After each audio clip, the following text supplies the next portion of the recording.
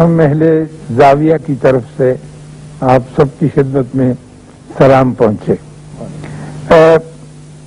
میں یقین سے نہیں کہہ سکتا کہ آپ نے کبھی اونٹ کی سواری کی ہے یا نہیں، لیکن ایک اندازے کے مطابق یہ ضرور کہہ سکتا ہوں کہ آپ نے اونٹ دیکھا ضرور ہے۔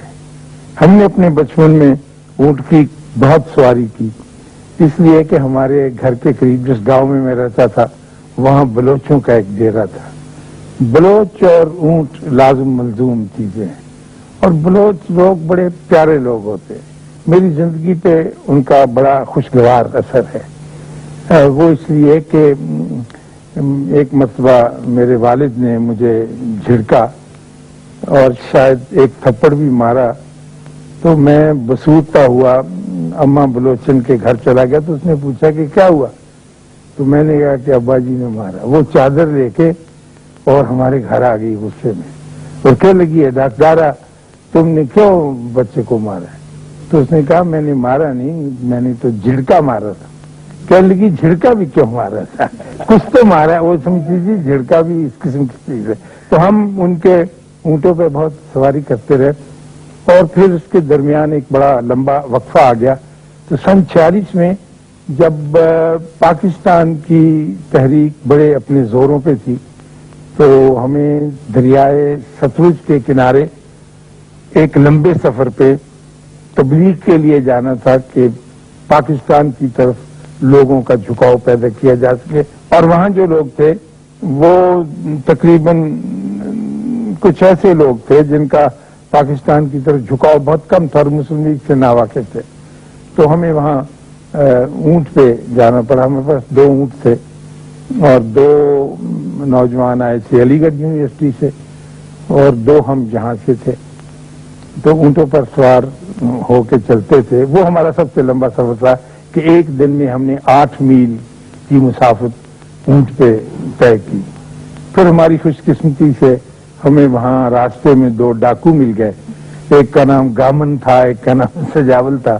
پرانی وضع کی بندوقیں تھیں، انہوں نے ہمیں روک لیا کہ تم کدھر جا رہے ہو؟ ہم نے کہا کہ ہم اس مشن پہ جا رہے ہیں۔ تو اس نے کہا کہ ہم ڈاکو ہیں، تو ہم پھولی کراڑ کو لوٹنے کے لیے جانا ہے، تو آپ ہمیں اپنے اونٹ دیں۔ ہم نے کہا یہ اونٹ تو ہمیں بہت ضروری ہیں، تم پھولی کراڑ کو بعد میں لوٹ لینا۔ انہوں نے کہا نہیں، یہ بڑا ہمارا کام زیادہ ضروری ہے کیونکہ ہم نے یہ طے کیا ہوگا۔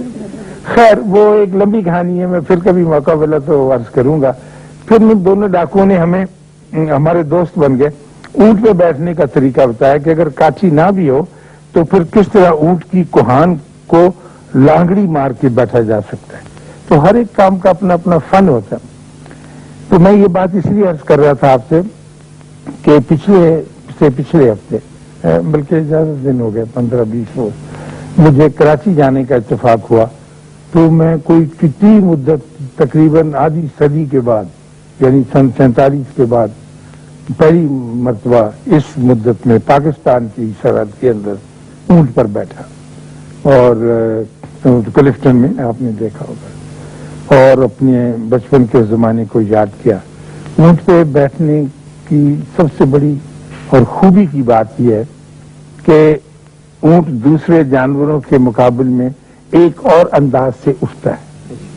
سب سے پہلے وہ اپنی پچھلی ٹانگیں جو ہے وہ کھڑی، دنیا کے دوسرے سارے جانور مویشی اگلی ٹانگیں پہلے کھڑی کرتے ہیں، لیکن یہ پچھلی ٹانگوں پہ اٹھتا ہے۔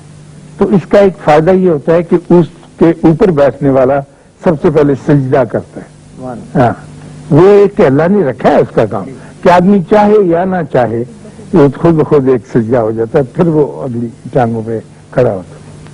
تو ہم نے کافی وقت ان اونٹوں کے ساتھ گزارا، لیکن میرے ساتھ عجیب و غریب واقعات گزرتے رہتے ہیں۔ مجھے یہ نہیں پتا تھا کہ اس اونٹ کے رشتے سے اور اس کے حوالے سے میں یوں ایک الجھن میں بھی گرفتار ہو جاؤں گا۔ اونٹ، اللہ تعالیٰ بھی کلام پاک میں اونٹ کے بارے میں کہتا ہے کہ ذرا کیا تم نے اونٹ کو دیکھا کہ ہم نے اس کو کس طرح کا جانور بنایا، یعنی اس کے عجائب اور غرائب جو ہیں وہ ابھی تک پوشیدہ ہیں، اور سارے کی ساری اس کے خصائص جو ہے لوگوں کے سامنے نہیں آ سکے۔ اتنی بات ہم جانتے ہیں کہ یہ میلوں اور دنوں سفر کر سکتا ہے بغیر پانی پیے ہوئے. اور یہ کیسے ہوتا ہے اس کے بارے میں مختلف تھیوریز ہیں، لیکن وہ وقت نہیں ہے یہاں بیان کرنے کا. لیکن یہ اپنے انداز کا ایک بڑا ہی خوبصورت جانور ہے، بے حد. اگر آپ نے اسے کبھی غور سے نہیں دیکھا تو اب آپ کو اگر کبھی موقع ملے تو اسے ضرور دیکھیے گا.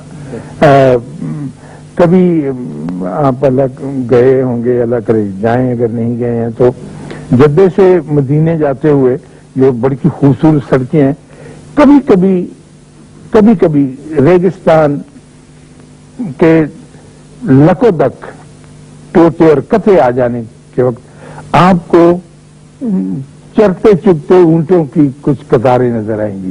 وہ ان کے مالکوں نے کھلے چھوڑے ہوئے ہوتے ہیں اور وہ چاندی جیسی ریت پر چاندی جیسے بدن لے کے دھوپ کے اندر ایک عجیب گل کھلاتے ہوئے سے چلتے ہیں.